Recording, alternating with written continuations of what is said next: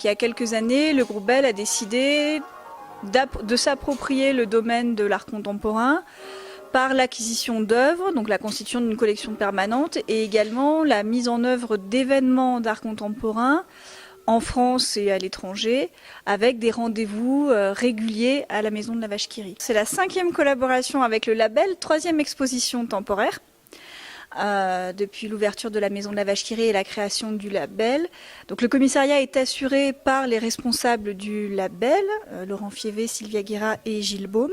Et là, ils nous ont proposé une immersion dans l'univers des contes de fées réappropriés par des artistes contemporains français et européens.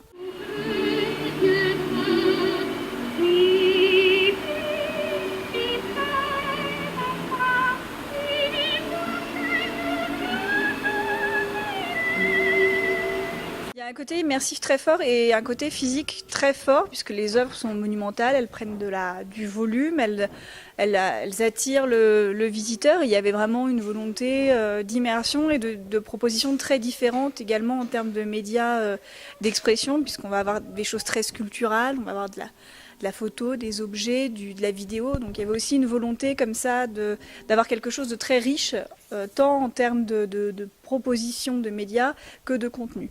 Cette œuvre I Do Not Own Snow White, donc Blanche-Neige ne m'appartient pas, qui est vraiment représentative de cette idée d'appropriation faite par les artistes et d'appropriation qui est faite également par les publics ici. Donc là, l'idée d'Oliver Beer était de proposer, donc toujours dans cette idée de réappropriation, de cette idée de la culture un peu orale et réappropriée des contes de fées, à proposer à des enfants de refaire le film de Blanche-Neige. Donc il leur a proposé des dessins qu'ils ont coloriés sans contrainte, c'est-à-dire avec les couleurs qu'ils souhaitaient, et à partir de là, à recréer un extrait du Blanche-Neige de Walt Disney.